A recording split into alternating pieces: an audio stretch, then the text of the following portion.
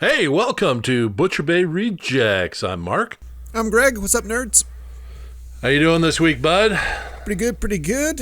We're about ready to kick it off here. This is the big episode 5-2, if I'm not mistaken, right? Yep, this is 52. So this is actually 1 year, 52 weeks in a year. And big special moment for us. But in all fairness, like we said, we used to do this show playing over headsets, while playing Fortnite. So we were doing this show anyway. So, actually we've been doing it for longer if you count the many number of years we've been playing Fortnite. So this is really the 4th year anniversary. Yeah. We just called it something. Butcher Bay Rejects. Although here we talk a little bit more about the movies and TV and less about how people are cheating in Fortnite. Yeah, exactly. Yeah, every now and then, we get... Goddamn aimbot. Okay. Sprinkled in. Okay. Exactly. All right. Well, we're going to cover episode 9 of Dexter, Family Business, then episode 2 of Book of Boba Fett, Tribes of Tatooine, Cobra Kai, episode 6 to 10, then the Last Duel, directed by Ridley Scott, and then one of your favorite movies, Ghostbusters, Afterlife. So let's get into Dexter Family Business, penultimate episode. Wow. So I like how it starts off by Dexter treading lightly, talking to Harrison about how he does it, and he goes, we remnants back to Wiggles the clown, and he's kind of he's dancing feeling around. It out, right? He's testing the water. He doesn't want to jump into it, right? Yeah, but he's looking at Deborah's threatening, oh, don't you dare tell him, So I gave him a firm talking to, and then he promised not to do it again, Yeah, Harrison's right. like, really? I see through your bullshit. Yeah. You gave him a firm talking to, and that was enough? Yep. Okay. So you look like you did in therapy. You're lying. Yeah. It was. I was wondering how long he was going to hold off on biting his tongue. Yeah, no kidding. Oh Lord. And of course, we see. Lots happened in this one. Jeez, I don't even know where to start with Caldwell. Oh my gosh. And. I knew, I 1,000% knew Caldwell was going to show up at the sheriff's house on Christmas morning. 1,000% knew. Saw that one coming a mile away. Don't know why, but I knew because he knew Dexter wasn't going to say anything, right? So why not, right? Well, actually, he was surprised to see Dexter. Yeah, he was. He burned his house down. Yeah. Well, yeah, hoping that they were in it, and then of course find out. They weren't, and they tripped the camera trap on purpose so he would see them, and then of course we find out what he's been doing with those bodies. And I used to get mad at Dexter remember Dexter would keep a slide of blood from all his victims, and he had it in a little box and hid it. I used to you idiot, you're so smart, yet you're keeping all this evidence. Good Lord, Caldwell, kept people like predators, trophies. Did I not call it saying he was taxiderming them? Yeah, but my God, and the size of that bunker, Jesus, he's begging to get caught, right? Well, no kidding. Well, think of it this way. They're all like they're all like those freight containers, right? Buried underground. How much land had to get moved in order for that thing? This isn't just hey, I'm just going to dig myself a shelter with my shovel here. That you needed to get a crew in there to pretty much excavate a whole section to drop all those containers down in there, because it was a bit of a maze of containers, right? Yeah, it was huge. And considering he's been doing it for 25 years, you got to wonder, okay, was he thinking that, okay, I'm doing this for the rest of my life, I need a complex underground?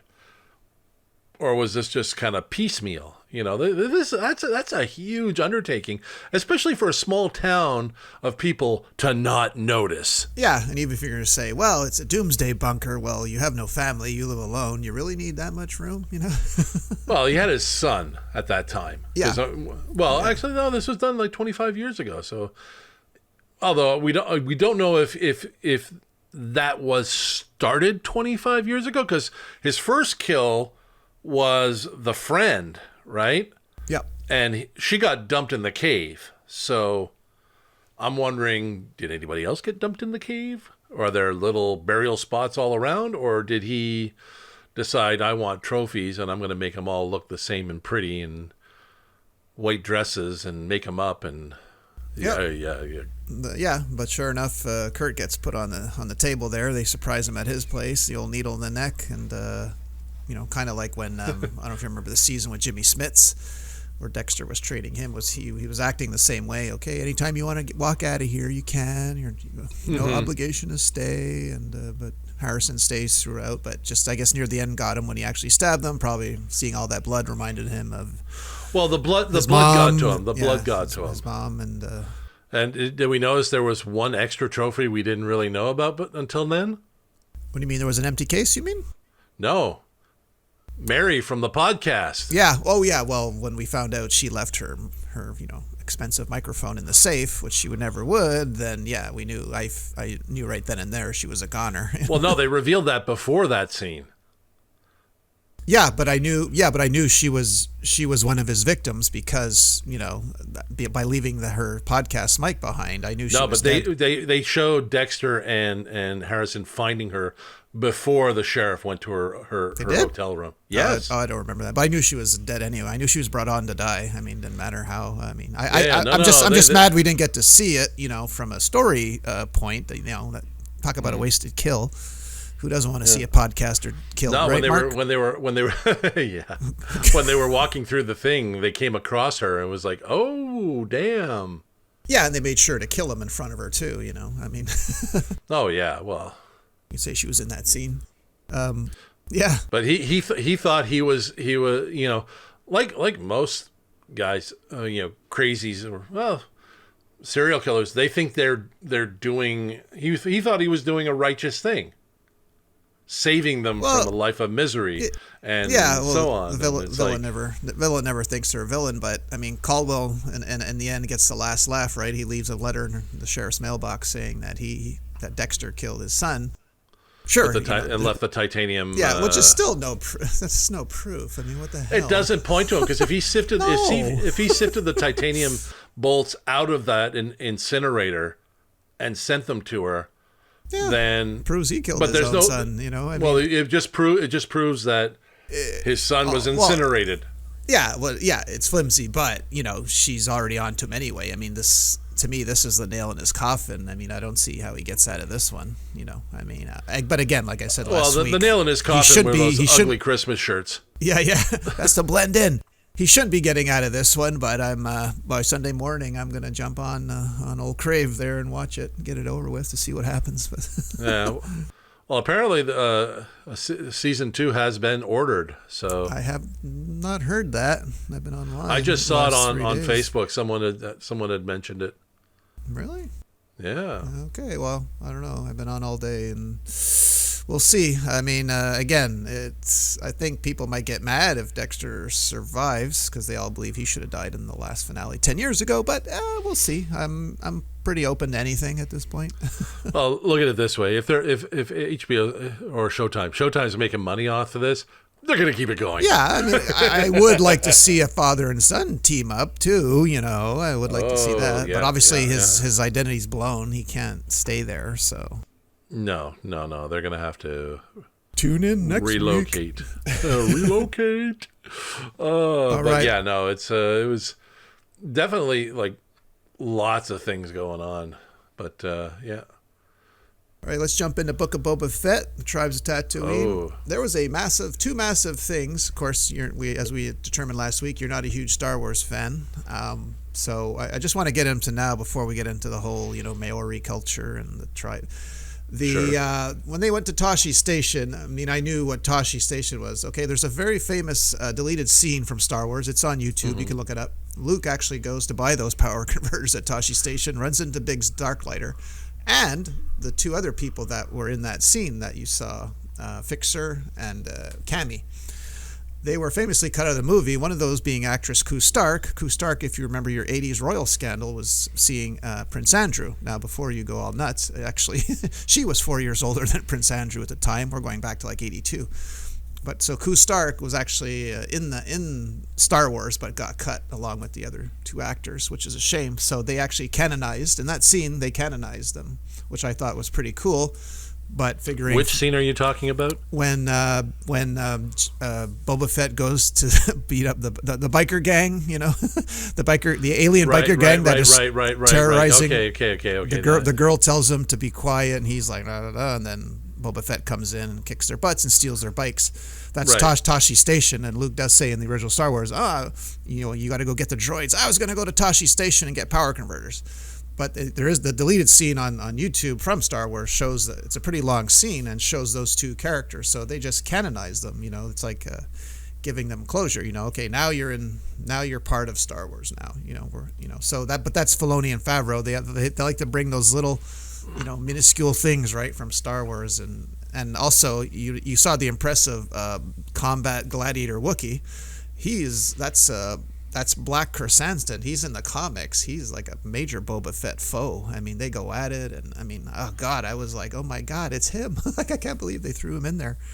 But he definitely looked imposing. That was like, he walked in looking like, bitch, I'm going to wash my fur with your blood. He was impressive. Like, holy crap. Like, are you kidding me? Yeah, I want to see more. Oh God, I hope they put him more in it, because he's a thorn in the side of Boba in the comics. So I hope they have him back. Man, impressive looking. And I just found out one of the Gamorrean guards is played by Frank Trigg, the Pride UFC fighter, ex-Pride UFC fighter. Oh, really? Yeah. Because he's turned stuntman now. But overall, I mean, I love the train. No sequence. wonder the pig guys are looking fit. Yeah. Train sequence was awesome. I thought the whole Boba Fett goes to Burning Man was pretty funny, because Burning Man takes place in a desert, right, in California, around a bonfire, and they take drugs. So he had his own version of Burning Man on Tatooine there. Yeah. Well, you know what? I expected him to become part of the tribe, right? So he would have done it though if he knew he had to inhale a lizard in his nose? Would you think he still would have done it if he'd known that was part of the initiation? Well, you know what? We've heard of people putting gerbils somewhere, but I never heard of anyone snorting a lizard. The thing is, like, for me, I saw all of the whole, learning a new way kind of thing with him.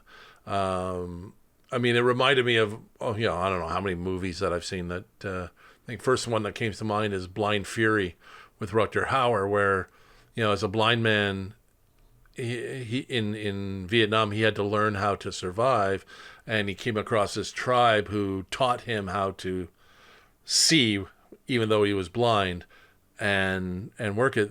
This is sort of like the same sort of premise where Boba Fett, like, they're teaching him how to fight. And it's also giving a lot more depth to the Tusken Raiders, right? You used to think that they were just savage nomads. No, there's a hierarchy.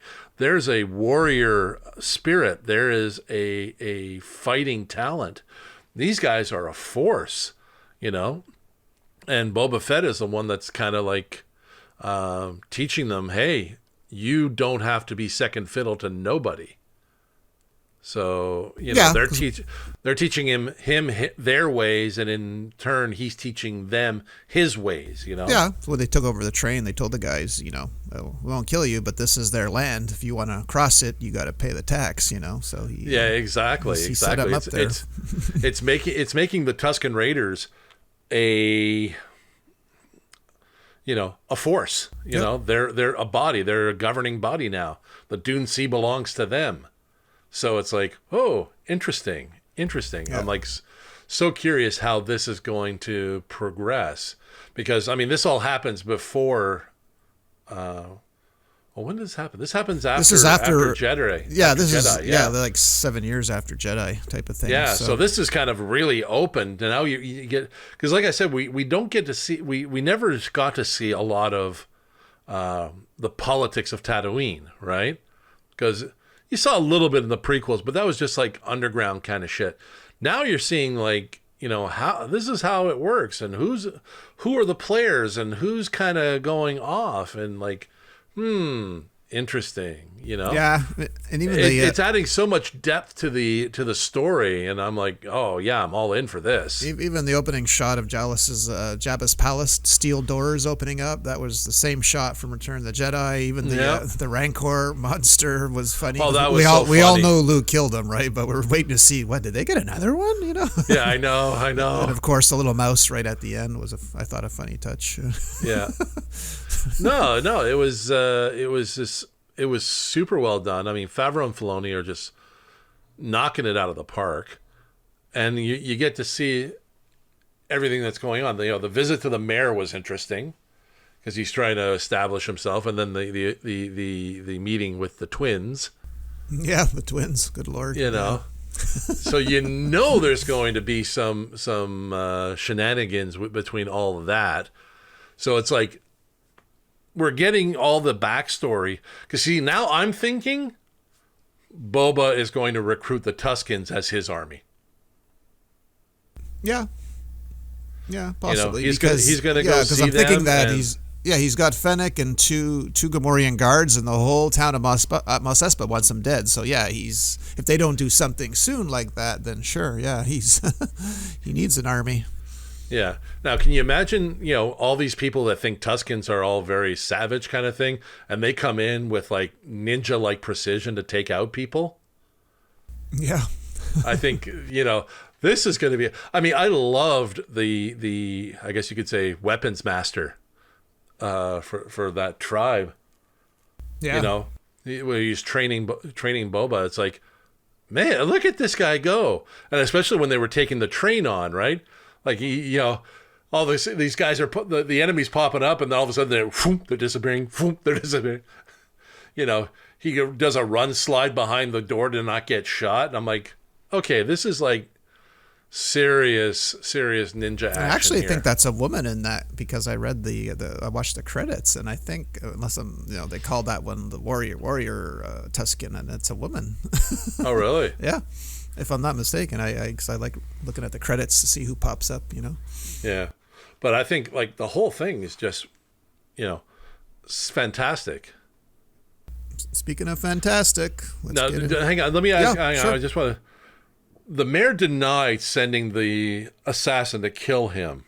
Well, yeah, that's either true or false. I mean, we'll find out. So we didn't establish what really happened. No. It either is the mayor and he's lying, or it's really not, and he's saying it's not me. You really should, be looking out for someone else. But okay. But yeah, we don't. Yeah, because I think if the twins were at it, they would have sent the Wookiee to do a. Yeah. But basically, no one, everyone wants to kill the daimyo, right? I mean, no one wants to pay up, right? So no. Could be anyone. Literally. No, anyone. I'm looking forward to seeing how this develops. How many episodes? We got 10 episodes with this, or 6? No, I think there's 8. 8? I believe 8. Yeah. No, we haven't got 10 of anything yet. So from Disney, but as we should, the greatest shows don't even have 10 episodes. Which is, right. Whereas some bad shows have like 22. So. Well, I'm looking forward to seeing how this develops, because it's giving a lot of depth to characters that didn't have any depth whatsoever. Yep. And showing, the Star Wars universe is a universe. It's not just the Skywalker verse. So, yeah, I'm in. All right. Are you all into Cobra Kai Season 4? Talk about, wow, what a season. So we'll cover I was into Cobra Kai Season 4 and Season 1. Yeah, I know. And 5 was just finished shooting, so... oh, yeah. Yeah. Let me just say a couple of things before I forget. I found that, Mary Mouser, who plays... LaRusso's daughter, I found it took 4 seasons, but I think her karate finally improved. Like her tournament scene there with Tori Peyton List was bang on. Like I don't know if she took it more seriously or she just got better, but whatever she did, she sold it for me finally. I'm pretty sure most of them went through a little bit of John Wick training. Yeah. No, hats off to her, because it's so, to me, if she finally pulled it off, and even holding her own. Tanner Buchanan, he went all out. Yeah. Too. You saw him when he rips the shirt off, and he's like, boom, yeah. Well, I read an article on that. The showrunner said there was more about, not really, yeah, he goes, yeah, he's got a good body, but it was more about him shedding the Cobra Kai off of him, like seeing how they... metaphorical. Seeing how they really are and whatnot, and, he thinks he created a monster, and so, yeah, it was definitely metaphorical, they said. Well, you know what? I mean, so much happened in those last 5 episodes on both sides, right? Yeah. We realize that both Johnny and Daniel are just too stubborn, thinking they're right, to get along. It's the kids that are actually seeing what the benefits of both that's coming up on both sides. Because Robbie sees it on the Cobra Kai side, and Daniel's daughter, I forget her name. Shit. Is it Samantha? Samantha, yes. Sam sees it from the other side, right? Yeah. And again, it's showing a whole bunch of gray areas, because even Tori is kind of like seeing both sides as well, in more of a sense of, I guess you could say, shedding a bit of the anger and realizing they're not really bad people. They're actually trying to help them. Or at least Samantha's mother is trying to help her. You know? Yeah. Well, she said, she goes, please don't hurt my daughter. She's like, it's a karate tournament. She goes, yeah, I get it, but so Tori did actually throw an accidental elbow, and she was apologetic. She was like, I don't want to win that way. Yeah, but she found out she didn't really win, because right at the end she sees Terry, talking to the ref who was paid off. So Sam actually did hit her before she went out of bounds. So therefore, now we wonder, it would be cool if she does something stand up, like, no, we're fighting again. This time I'm going to beat you fair and square. This trophy is up for grabs. Sort of an underground fight. Or something. I mean, that might be their only way, because technically they're not supposed to, Cobra Kai and Eagle Fang have to disband, right? Well, yeah, this was a verbal Eagle thing, Fang right? has to disband, and but Miyagi-Do doesn't. Oh no, because they have a champ. No, but they didn't win the overall.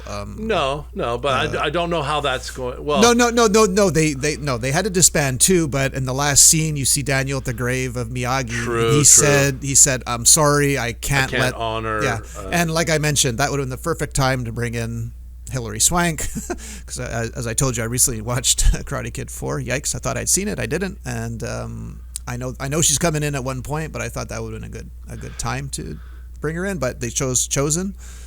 I mean, I think Chosen is a better option, for especially as far as teaching the students to be more offensive with all the defensive that Daniel's been teaching them. Hilary Swank, I don't think she brings any of that. Well, she can be a rich person too. She struck it rich in Boston, then moved out to California, and now she could put up. Yeah, I mean, it's all a matter of how you spin it. But I mean, I think there was just so much going on in these 5 episodes. You saw a little dismantling in Cobra Kai, because you saw a little bit of pulling between Kreese and Silver, right? Kreese trying to maintain, I'm in charge. I'm the one that's in, and Silver just kind of like totally backdooring him big time. Going back to his crazy cocaine 89 days, terrorizing teenagers. Kreese was a manipulative son of a bitch, but Silver manipulates like nobody. Yeah, well, Kreese actually showed the tiniest bit of heart when he was flashbacking to when he was beating the crap out of William Zabka's character at the end of, and he actually said, "Oh wait, no, let her fight the way she wants." Well, you know what? I mean, it's they when they were talking about weaknesses, right? And they said Kreese's weakness was Johnny. His weakness was always Johnny. And then Silver says, "My weakness was you," and then eliminates him. Like, the return of Stingray becomes very... I'm shocked that they brought him back, because he's been in some pretty big movies since then. I mean, I like the character. I was just thinking how they're going to bring him back, and of course we find out, at the end, Kreese is arrested because he had Stingray lie about it, and he plays the scapegoat. Yeah. Yeah. But it's good to see Stingray again. Sure. Just like he comes, it's like the. I mean, how old is that guy? 30. Yeah, if not more. Yeah. Yeah, hanging out with the high school kids. Yeah, Party yeah, at yeah. my place.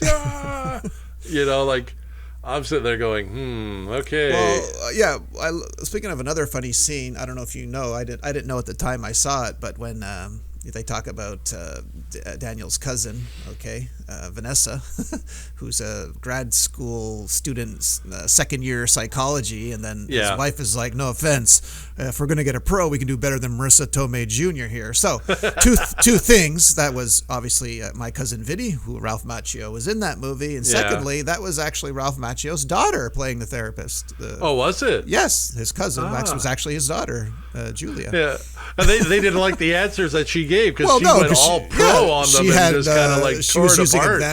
advanced terminology and knowledge, and then telling them, no, I don't want to analyze your son. It's you, the parents, I want to analyze. Yeah. So yeah. Which actually, you know what? In that case, I actually agreed with her. Like they were kind of helicopter parents, big time, right? So. Yeah, but nothing about their actions would have turned their son into a bully. So I don't know. No, that just came about. That came about naturally. Well, yeah, it was more like a peer pressure bully. I wouldn't say he wanted to seem cool in front of the other bullies. So I mean, he was. Well, he did. I mean, but you know what? I mean, for the most part, like growing up, he was always given everything. So he was he's there that model of entitled, right? Yeah. So how he develops now, that's ought to be interesting. As far and then opposite, of course, of Kenny, who was at first this scared, timid kind of thing, and now he's Mr. I'm going to give you pain.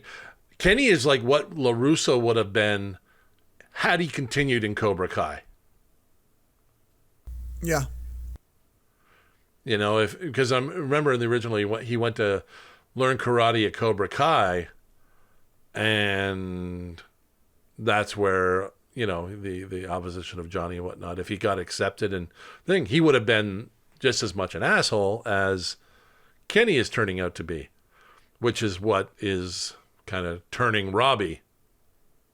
So. Yeah, it's just like I said, all gray area, but it's all good gray area. Like you really, really, you don't know where it's going to go. Like I had no idea who was going to win in the end. Like Miguel walking away, didn't see that coming. Yeah, didn't see Hawk winning either. But no. Yeah. Well, one funny thing about that when Robbie takes off his gi and then Hawk takes off his, I love when they put in the Hawk noise when they show his tattoo. Yeah, classic. He's back. Yeah, and he gains his confidence because his ex-girlfriend comes up and gives him a smooch, and it's like, yes, I'm man now. She's into guys again. Okay. Yeah. But no, I love this. I can't wait for season 5 to start because, we left it off with Miguel going to Mexico looking for his dad, and his dad doesn't know. Well, what's the bet that Terry Silver, now that he's opening up many dojos, is going to call Mike Barnes in, just like he was called in by Kreese? So. Pretty sure. Sean Kanan. Sure. I don't know. He posted a picture of him in a bonsai tree on Instagram. So he's teasing us, or I mean, it has to be. I mean, it has to. Yeah. I mean, come on. Well, you know what? Like I said, I'm so invested in the stories right now. It's just the karate ends up being so secondary for me, and now it's like you see that heartbreaking moment, with Johnny being drunk, and Miguel taking care of him, and then Johnny kind of confessing, wanting to be a better father for him, wanting to be a better person, and then saying Robbie. Yeah. And that just crushed Miguel. Yeah. That's why he walked away from the tournament. Yeah. And then at the end, when Johnny goes to the vacated space that was Cobra Kai, and Robbie shows up, and they have that heart-to-heart moment. It's like, okay, no, Johnny's going to be going to Mexico to find Miguel. Robbie going to go with him? Are they going to try and patch things up? Yeah. Will that create a conflict? Miguel sees Johnny with Robbie coming to get him, and like, what the hell is this? And start a whole new kind of thing, saying, no, I'm serious about your mom. We're gonna be a family. He's gonna be your brother. That kind of thing. Yeah. Makes you wonder how all that's going to do. And then, if you throw in Miguel's dad, who's not a good guy, some interesting things.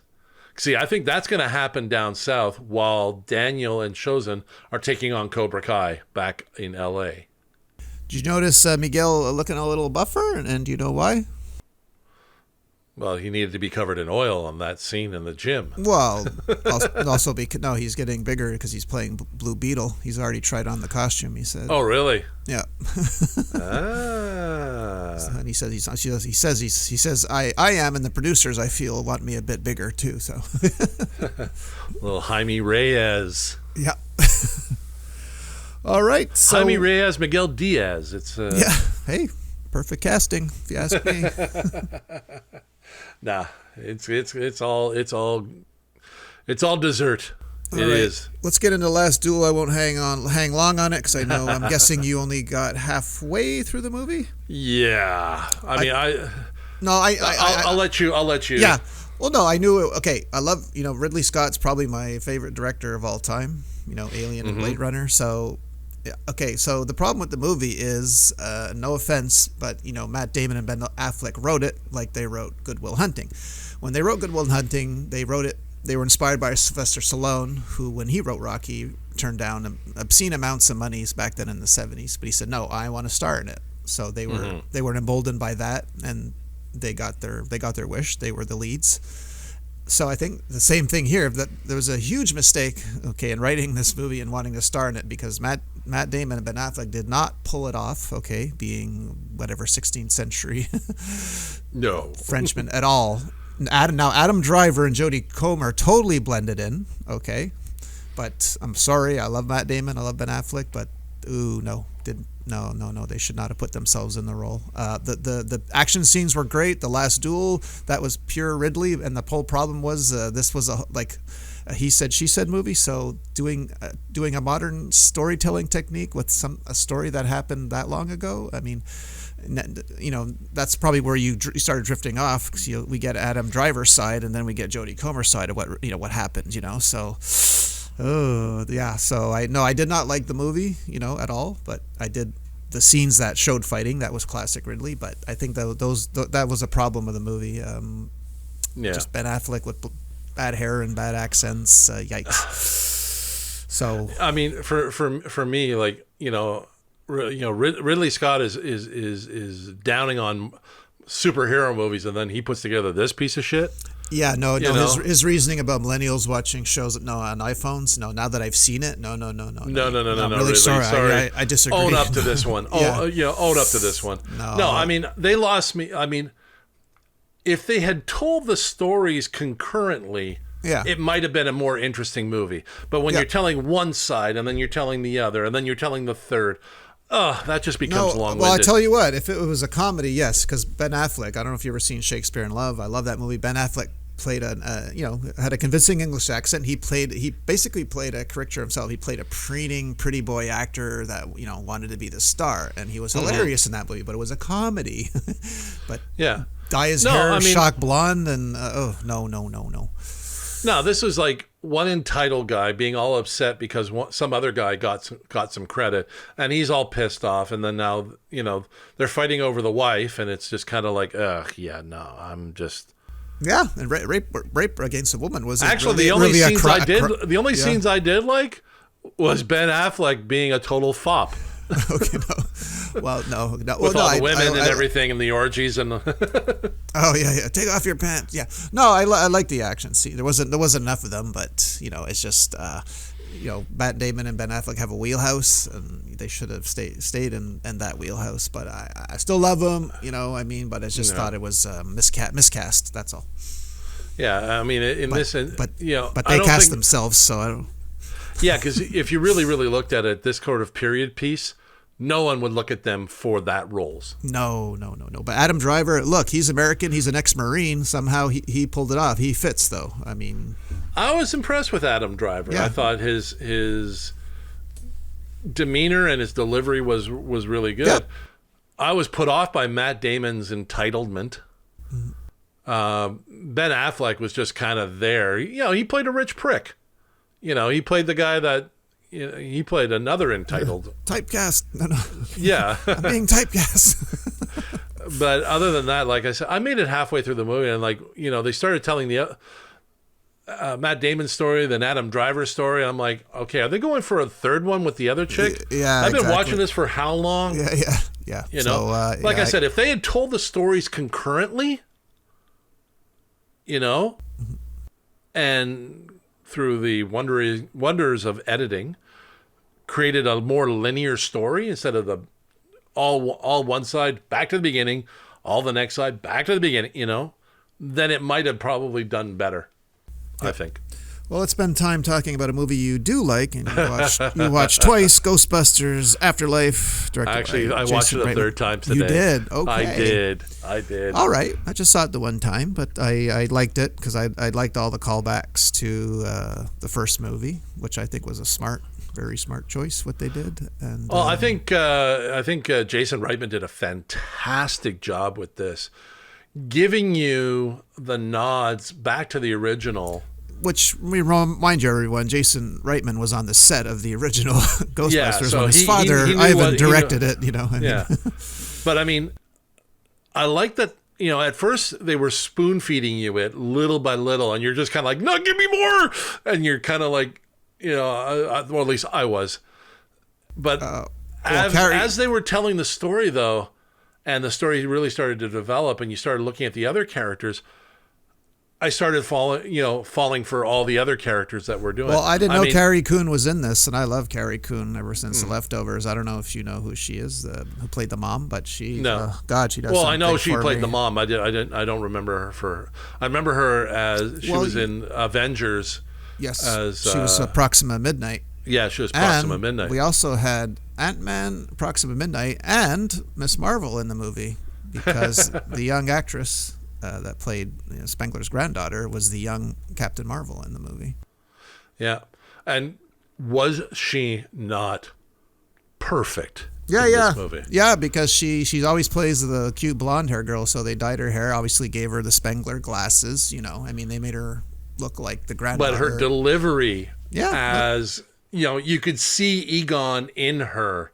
Yeah. And I like how they don't say his name until halfway through the movie. Yeah, I mean, fans like us knew. I mean, I didn't read anything on this, but obviously it was pretty evident who. Yeah. And I loved the opening. Where you kind of think it's Egon, but they never really show his face, obviously, because Harold Ramis. Actually, I didn't know who it was. No, I wasn't thinking Egon yet because like I said, I didn't read a thing about it. I didn't want to know. So, but when they were driving on, he crashes through the gates and Shandor Mining. I went, no. Ivo Shandor, right? I didn't remember that name at all. You didn't? Nope, no, I didn't. As the one that designed the top of the building that the original Ghostbusters blew up with the selenium. No, I totally forgot about that. coal riveted selenium girders. Come on! I was ah! No, but I would love to see behind the scenes when Paul Rudd and Carrie Coon had to shoot that scene where they had to have sex. It's like, oh God, it must have been so hard to keep a straight face. She eats the flour and they jump on each other. I love the whole Gozer. I mean, the dog. Okay, who brought the dog? I was hoping someone would say that, but in the Walmart. But okay. But you know what? There were so many great moments in there. Well, I'll tell you this. I'll bet you thought the same thing. It's not often. The last time I got choked up by a ghost was watching Patrick Swayze as a ghost and Demi Moore in Ghost. I was so surprised that got a lump in my throat when he's holding, and she's, the proto blaster, and he's her. I was bawling. Yeah, I'm sure I know. Okay, I didn't want to say, but I'm pretty sure. Yeah, you got choked up. And Okay. hats off to their visual effects department for bringing Harold Ramis back to life. Yeah, no, it was spot on. I mean, and then then of course then he goes to hug his daughter, kind of Oh yeah, no, there were so many emotions in there. Oh my god! But I mean, for me it all started earlier on. Like for example, when like the whole chess set thing, when I realized Egon's playing chess with his granddaughter, and I just kind of I lost it. I'm like, no, and then he's showing her how to get to everywhere and the underground thing. And she's fixing the proton pack, and she's not fazed by it's a ghost showing her where everything is. I mean, understandably, she said, when she's overstimulated, it calms her. But I mean, my God, she played that so well, and kudos to everybody else too. I mean, I love podcasts. Yeah, Logan Kim. Yeah. Can we talk about how great that character was? He was the Ray Stantz of the next generation. Yeah. He was the only one laughing at Phoebe's jokes. At Phoebe's jokes, but then that made her feel so much more comfortable and allowed her to be more present, right? Yeah, he was like the smart today version of Short Round from Indiana Jones. I thought. And like. No, you just saw the whole connection between Phoebe and Egon when she's all made that connection, right? And you see how defensive she gets about him. Yeah, well, she nearly pulled a gun on the sheriff there. Yeah, when they went to explore the mountain, and she said he was here standing guard. He sacrificed his life. And you just start seeing there. You start welling up because you can see how much it meant to her. I'm getting choked up now. Yeah, I hear it. We're at the pause here. Okay. But the whole thing is just. I think she was definitely stole the show. Yeah, McKenna Grace. Yeah, of that movie. I mean, Finn was good as the awkward brother. Mm-hmm. He had some smarts. He could, he was mechanically inclined and shit. But he was very much secondary, even though he's trying to get a date. Yeah, lucky. But the realization of how the dirt farmer was actually building a trap, and oh man, and then of course, we all saw it coming. I mean, even just the phone call between her and Ray. Yeah. Like how hard in the feels did that hit you? Especially when she said he was my grandfather, and then click. It's just like. Oh, I like more because you were speaking about the podcast, the interactions with him and Dan Aykroyd. Oh my God, the line, "You're my subscriber." He's got one subscriber. I was like, oh my God, that's just like us. Okay. Yeah.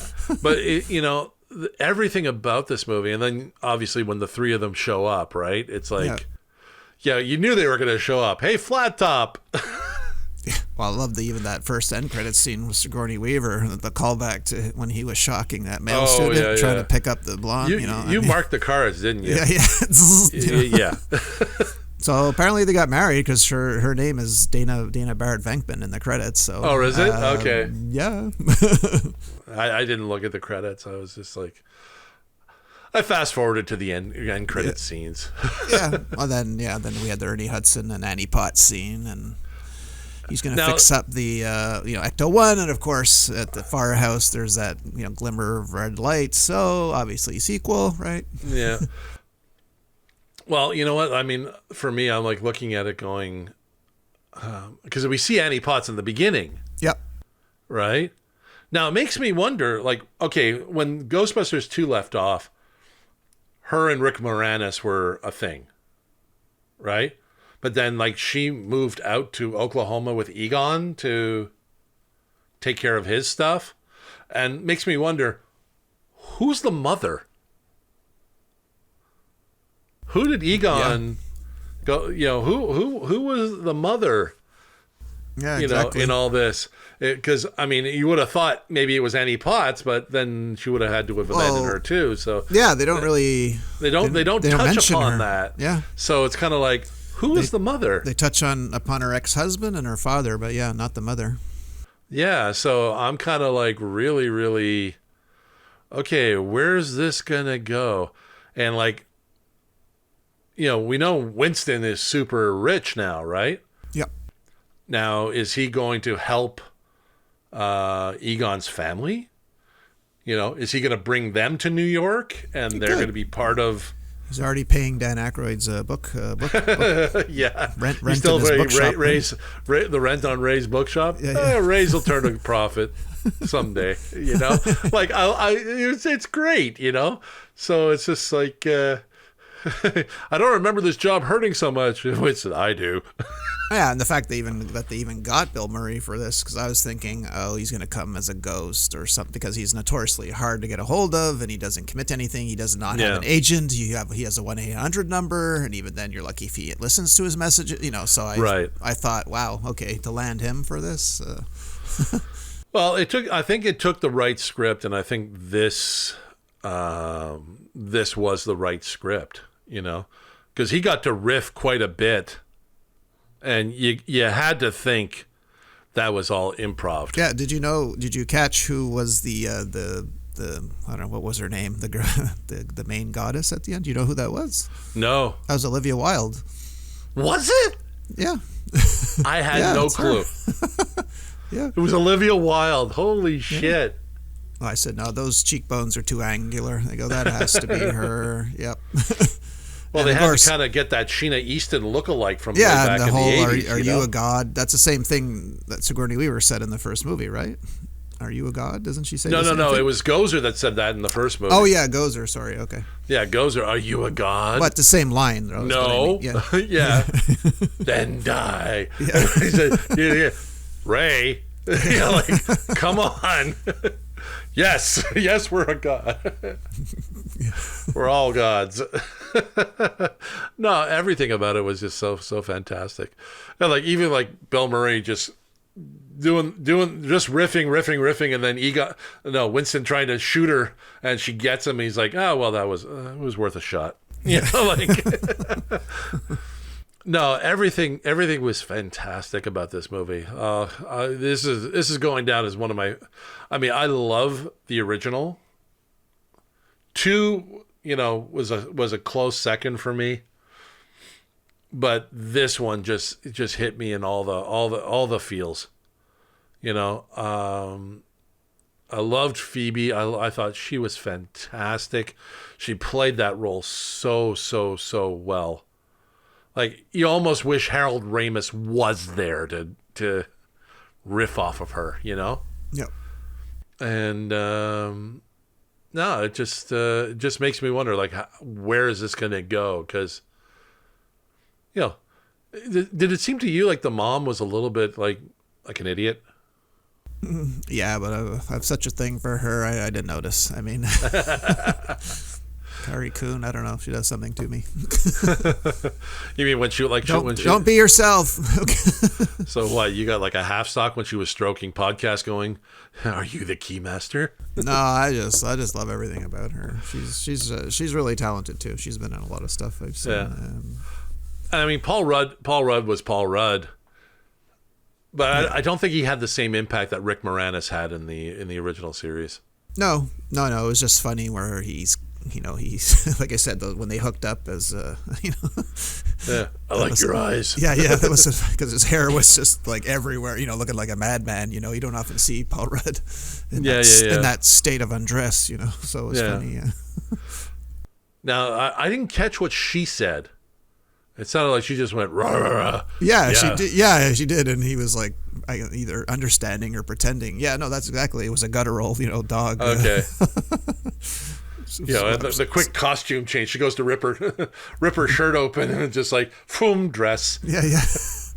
So it must have been hard to keep a straight face doing that scene. Yeah. But no. I mean, I could watch this over and over and over, just to see how the next generation becomes Ghostbusters. Yep. And will Lucky leave town to be the fourth Ghostbuster? Well, I'm sure. I'm sure there'll be a sequel. It's doing pretty well at the box office. Get out of Spinners. Yeah, and when the apocalypse was coming, it said it dropped the P. Remember, it just said Sinners. Yeah. I wonder if Spinner was an allusion to Blade Runner. You don't often see that word. But no, God, I could sit here and quote this movie all. It's got a gunner's seat. Yeah. You have a friend? You have a car?